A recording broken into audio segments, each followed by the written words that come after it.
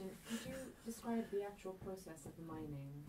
What happens? I mean, we know there's water involved, there's blasts, but how do you actually get? How long have you got? Clay? Yeah. Briefly. The overall process is about 60 hours, because there are periods when you're actually dewatering the clay. I mean, the ground, first of all, you have to expose the altered granite, so it requires taking on what we call overburden, which is a mixture of soil and other material. Once you get down, the clay can actually be worked directly with a high pressure water cannon firing at the quarry face, or increasingly now we dig the clay out and take it to a plant where water is added but in smaller quantities. It's called dry mining, so there's wet mining and dry mining. The secret ingredient really is the water, because you need to mix the clay with quite large volumes of water to get it into a slurry. And once you get it into a slurry form, you can start the separation of the non-clay bearing minerals, which is largely quartz and mica. And the bulk of the quartz and the mica are taken out by sedimentation processing, including mechanical sand classifiers, which then send the sand on a belt out to a stockpile.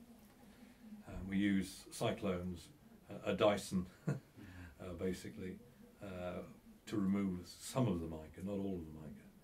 The clay then goes from the pit to the next process called refining, and the first process there is to settle the clay in thickening tanks, so you're taking off water and recycling, and the thickened clay then will go into the refining mode. Chemical dispersants are used to aid the separation of the finer mica particles, and the use of mechanical aids, particularly centrifuges, where you spin the clay at high speed, so you can get the larger non-clay bearing material away from the lighter clay particles.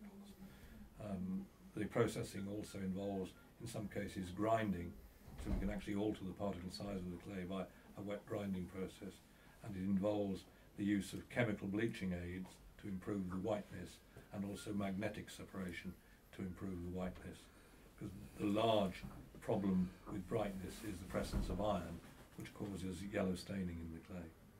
And the third, last process will be to move the wet clay, and all the movement between the quarries, the refining plants and the clay dryers is by underground pipeline, of which are almost 200 miles of pipeline in the 25 square miles. The last process, the drying, firstly it's a filtration stage where most of the water is removed, so you input at about 20% solids and you output at about 75% solids. And the last process is to drop that moisture content down to about 10%. So you've got thermal drying after filtration.